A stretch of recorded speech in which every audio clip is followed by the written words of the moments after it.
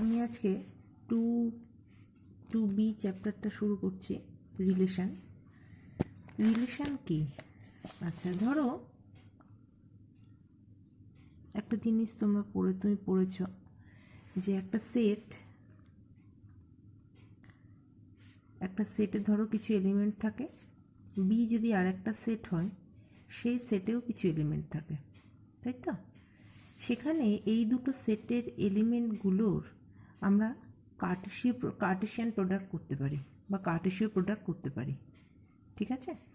এই যে যখন আমরা কার্টেশীয় প্রোডাক্টটা করলাম তখন অনেকগুলো পদ পাবো। ধরো এখানে যদি 1 2 3 হয় আর এখানে যদি 4 5 6 হয়, তাহলে আমরা কি কি কার্টেশিয়ান প্রোডাক্ট পেতে পারি? 1 4 2 5 সরি 1 4 1 5 1 6 2 4 2 5 2 6 3 4 3 5 3 6 এই প্রোডাক্টটা পেতে পারি। তাহলে এই যে এ ক্রস বি, এটা একটা নতুন সেট তৈরি হলো। তাহলে এই সেটের মধ্যের এই পদগুলো নিয়ে যে এ ক্রস বি সেটটা তৈরি হলো, এই সেটের কিছু পদ যদি একটা সেটের মধ্যে থাকে, অর্থাৎ এই সেটের উপসেটকে আমরা বলবো এ সেট থেকে বি সেটের একটি সম্বন্ধ। বোঝা গেল? যেটাকে আমরা আর দিয়ে চিহ্নিত করি, ক্যাপিটাল আর দিয়ে চিহ্নিত করি। এটাকে আমরা লিখতে পারি, এই আরটা হলো একটা সম্বন্ধ, অর্থাৎ এই আর সেটের মধ্যে ধরো যদি এরকম থাকে 1 আর 2 4 3 4, এরকম একটা সেট রয়েছে, ঠিক আছে? যেখানে তাহলে এই আর সেটের মধ্যে কি এ ক্রস বি সেটের সবকটা পদ আছে? নেই, কিছু আছে। তখন আমরা বলবো এই আর সেটটা হচ্ছে এ ক্রস বি, এ থেকে বি সেটের সম্বন্ধ, ঠিক আছে? তাহলে যেটাকে আমরা বিভিন্নভাবে বলতে পারি, ধরো আমি যে উদাহরণটা দিয়েছি সেখানে আমরা ধরলাম এক্স পদগুলো হচ্ছে এ সেটের আর ওয়াই পদগুলো হচ্ছে বি সেটের। তাহলে আমরা বলতে পারি এক্স কমা ওয়াই, এই সেটটা আছে এ ক্রস বি সেটের মধ্যে, ঠিক আছে? এই এক্স কমা ওয়াই, এই এক্স কমা ওয়াই এর আমরা যদি চিহ্নিত করি, এক্স কমা ওয়াইটা যদি বিলংস টু এবার আর করে দিই, তাহলে এই আরটা এ ক্রস বি এর মধ্যে আছে। তার মানে এই এক্স কমা ওয়াই সবাই কি এ ক্রস বি এর মধ্যে আছে? না, সবাই কিন্তু এ ক্রস বি এর মধ্যে নেই। যেহেতু এক্স কমা ওয়াইটা আর এর মধ্যে, আমি যদি প্রথমে কি দেখিয়েছিলাম, এক্স কমা ওয়াইটা এ ক্রস বি এর মধ্যে আছে, তাই যদি হয় তার মানে এ ক্রস বি এর সবাই কিন্তু আর এর মধ্যে নেই। এবার যদি আমরা এক্স কমা ওয়াইটাকে শুধু আর এর মধ্যে দেখাই, তাহলে কিন্তু এক্স কমা ওয়াই সবাই এ ক্রস বি এর মধ্যে আছে। আশা করি দুটোর মধ্যে ডিফারেন্সটা বুঝতে পারলে। এবার এই এক্স আর ওয়াই এর মধ্যে যদি আমরা একটা রিলেশন দেখাতে পারি, যেমন ধরো এখানে কি হচ্ছে ওয়াই ইকুয়াল টু 4, তাই তো? আমরা কি দেখাচ্ছি, এখানে প্রত্যেকটা পদ আমি আর এর মধ্যে নিয়েছি, যেখানে y equal to 4, x belongs to A আর ওয়াই বিলংস টু বি, যেখানে ওয়াই ইকুয়াল টু 4, তাহলে এই সেটটা আছে। তার মানে ওয়াই যদি 4 না হয়, তাহলে বাকি ক্ষেত্রগুলোয় কিন্তু x comma y not belongs to R. তাহলে এক্ষেত্রে কিন্তু এ ক্রস বি এর মধ্যে রিলেশনটা নেই। তখন আমরা বলতে পারি এক্স এর সঙ্গে ওয়াই আর সম্বন্ধে নেই। এইভাবে আমরা কিন্তু বলতে পারি। আশা করি এইটুকু বুঝতে পারলে। এবার বিভিন্ন উদাহরণ, ছোট ছোট উদাহরণ দিয়ে এটা বলা যেতে পারে। এইবারে দেখো, এই যে আমরা এক্স কমা ওয়াই পাচ্ছি, যেখানে এক্স গুলো জিনিসটা কিরকম ভাবে হচ্ছে, ধরো এই একটা এ সেট, এই একটা বি সেট, এই এ সেটের এলিমেন্টগুলোর সঙ্গে বি সেটের এলিমেন্টের একটা রিলেশন তৈরি হচ্ছে, যেটাকে আমরা আর দিয়ে চিহ্নিত করছি। এবার এগুলো ধরো বিভিন্ন সূত্র মেনে চলতে পারে। যেমন ধরো আমরা যদি বলতে পারি এ সেটের পদগুলোর সঙ্গে বি সেটের পদগুলো কিভাবে রিলেশন হচ্ছে, না x equal to y equal to 2x, অর্থাৎ এখানে যদি 1 2 3 এই তিনটে পদ থাকে, তাহলে এখানে যদি পদগুলো থাকে 2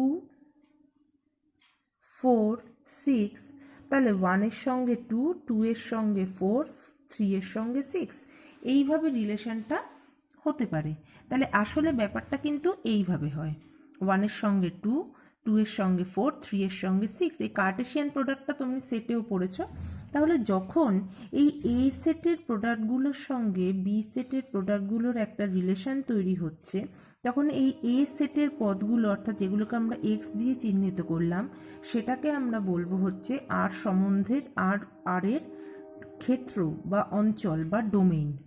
আর সেক্ষেত্রে বি এর সঙ্গে অর্থাৎ ওয়াই যেখানে আছে সেইটাকে আমরা বলবো হচ্ছে পাল্লা বা প্রসার বা রেঞ্জ। তার মানে এইটা হচ্ছে ডোমেইন আর এইটা হচ্ছে রেঞ্জ, বা এটা হচ্ছে প্রসার বা পাল্লা বা রেঞ্জ, আর এটা হলো ডোমেইন বা ক্ষেত্র বা অঞ্চল। এইগুলো কিন্তু আমাদের বার করতে দেবে। এইভাবে এবার তাহলে বিপরীত সম্বন্ধ কি?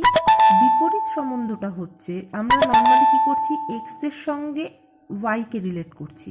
এবার যখন আমরা বিপরীত সম্বন্ধ করব, অর্থাৎ তখন এখানে আমরা লিখব আর ইনভার্স, তখন কি করব, ওয়াই এর সঙ্গে এক্স রিলেট হবে। ঠিক আছে, তার মানে এখানে আমরা কি বলবো, যে এ সেট থেকে বি সেটে সংজ্ঞাত প্রত্যেক সম্বন্ধ আর এর একটি বিপরীত সম্বন্ধ আছে। আর এর এই বিপরীত সম্বন্ধকে আমরা আর ইনভার্স দিয়ে চিহ্নিত করি, যেখান থেকে বি সেট থেকে এ সেটে একটি সম্বন্ধ।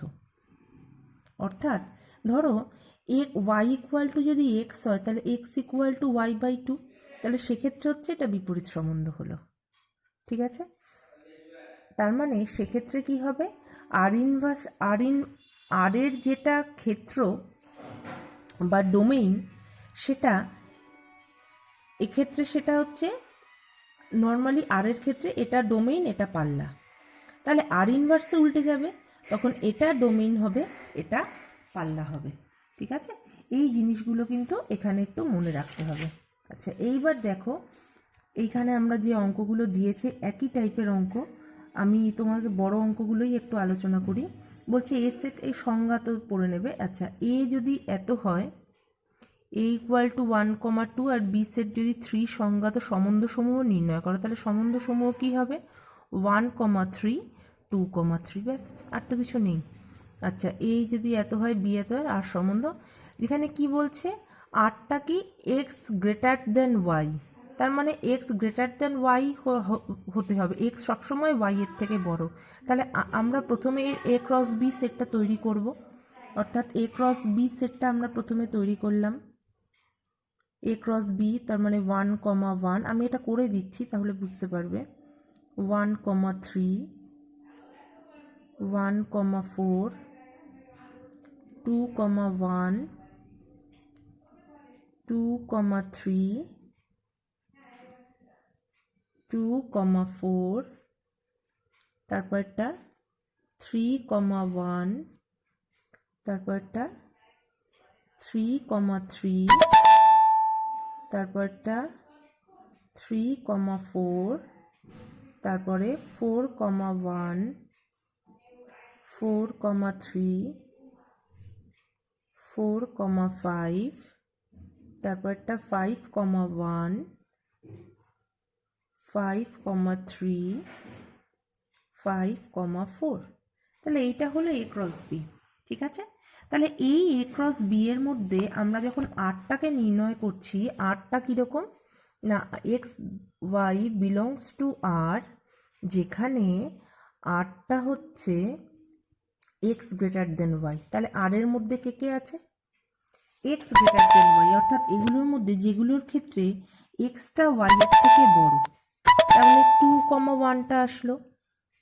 ঠিক আছে, তাহলে কি প্রথমটা তো আসছেই না, প্রশ্নই ওঠে না, 2,3 হবে না, 2,4 হবে না, তাহলে 3,1, তারপরে আসলো 3,1, তারপরে কি হবে, 3,4 হলো না, এবার হচ্ছে 4,1, তারপরেরগুলো দেখো সব আসবে, 4,5, 5,1, 4,3 4,5টা আসবে না, 4,3, 5 আসলো না, তারপরে 5,1, 5,3, 5,4। আশা করি বুঝতে পারলে। এবার যদি আর ইনভার্স হয়, আর ইনভার্সটা যদি নির্ণয় করতে হয়, তাহলে আর ইনভার্সটা কি হবে? এবার উল্টে যাবে, ঠিক আছে? আর ইনভার্সটা কি হবে? এবার উল্টে যাবে, 1,2, 1,3, 1,4, 3,4 এইভাবে আসবে। আশা করি বুঝতে পারলে।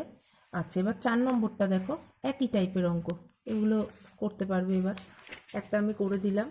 এবার প্রত্যেকটা ক্ষেত্রে 5 নম্বর কি বলছে? এত সেটের ওপর একটা আর সম্বন্ধ নিম্নরূপে সংজ্ঞাত যে এক্স এবং ওয়াই এত সেটের ওপর আর সম্বন্ধ, তার মানে এত সেটের উপর আর। আচ্ছা, তার মানে এই সেটের সঙ্গেই এই সেটের হবে, ঠিক আছে? অন্য কোনো সেট যখন দেওয়া নেই, এ সেটের সঙ্গেই এ সেটের হবে। তার মানে আমরা আগে এ ক্রস এ বার করব, বার করে নিয়ে এক্স এবং ওয়াই পরস্পর মৌলিক ক্রমিত জোড়সমূহের সেট রূপে আর নির্ণয় করো, তারপর আর এর ক্ষেত্র ও পাল্লা নির্ণয় করো। তার মানে আমরা এক্স আরটা আগে নির্ণয় করব, তারপরে ক্ষেত্র হচ্ছে এক্স এর মানগুলো আর পাল্লা হচ্ছে ওয়াই এর মানগুলো, ঠিক আছে? এইভাবে আমরা অঙ্কগুলো করব। এবারে দেখো, ক্ষেত্র রূপে আর পাল্লা রূপে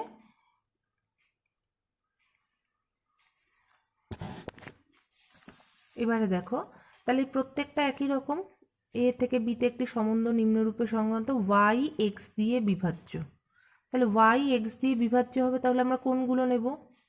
2,8 নেব, 4,8 নেব, 3,9 নেব, 2,10 নেব, 5,10 নেব, ব্যাস এইভাবেই হয়ে যাবে। আশা করি করতে পারবে। এবার দেখো, 1 ছয়টি স্বাভাবিক সংখ্যার সেটে নিম্নরূপে সংগত হলে এক্স ওয়াই এর সঙ্গে মৌলিক 6টি স্বাভাবিক সংখ্যার সেট। তার মানে 1, 2, 3, 4, 5, 6 নিলাম। এর সেট এর ওপর নিম্নরূপে আর সম্বন্ধ, আচ্ছা এক্স ওয়াই। তার মানে এই সেটগুলোর, এই এ সেটের ওপর যখন অন্য কোনো সেট দেওয়া থাকবে না, তার মানে আমাদের এ ক্রস এ করতে হবে। তাহলে এ ক্রস এ যদি আমরা করি, করার পর আমরা কি করব? সেখান থেকে এই সেটগুলো নিয়ে বার করব, তারপর এক্স আর ওয়াই পরস্পর মৌলিক। যেমন ধরো 1,3, আচ্ছা 1 তো পরস্পর মৌলিক তো আসবে না, 2,3, 2,5, 3,5, তারপর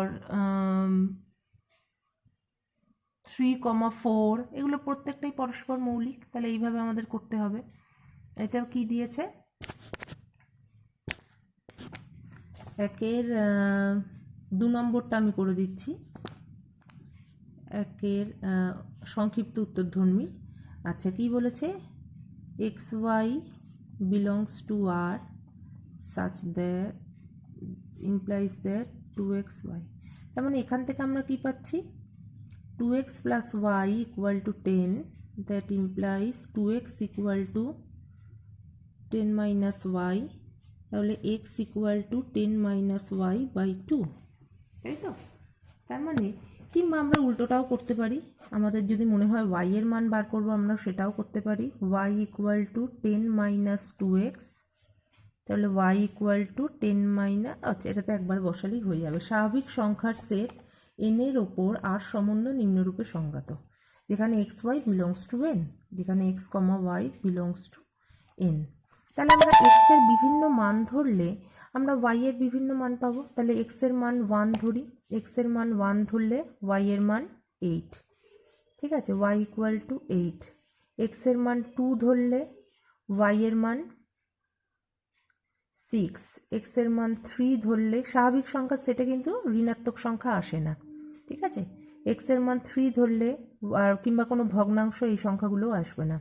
তাহলে এক্স এর মান 3 ধরলে 3 দুগুণে 6, ওয়াই এর মান 4। এক্স এর মান 4 ধরলে ওয়াই এর মান 8। এক্স এর মান, দেখো 5 ধরলে ওয়াই এর মান 0 হচ্ছে, তাই তো? কিন্তু স্বাভাবিক সংখ্যার সেটে কিন্তু 0 আসে না, 1 থেকে শুরু হয়। তাহলে আমরা 8টা কি পেলাম?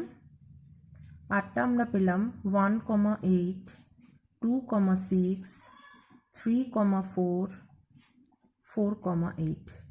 ঠিক আছে, তাহলে এইটা হচ্ছে আমাদের আর। আশা করি বুঝতে পারলে। এবারে দেখো আরটা যখন আমরা বার করলাম আমাদের কি বলেছে, ক্রমিত জমিয়ে সেট রূপে লেখো, আর কিছু কিন্তু করতে বলেনি, শুধু আমাদের এইটুকু করলেই হয়ে গেল। আশা করি বুঝতে পারলে। এইটা 8 না, এটা 2 হবে, সরি এটা 2, 4 দুগুণে 8, 2 হবে। তাহলে এইভাবে করতে পারো। আচ্ছা, তারপরেরটা কি বলেছে, mod of a minus b, অর্থাৎ ঋণাত্মক আসলেও কোনো অসুবিধা নেই, আমরা ধনাত্মক মানটা শুধু নেব। 3 নম্বরটা দেখো, বলছে এ আর বি এই রূপে রিলেশন আছে, এটা এই সেটের মধ্যেই কতগুলো পদ, 4, 5, 6 কতগুলো পদ, আমরা কিভাবে নেব, যে এ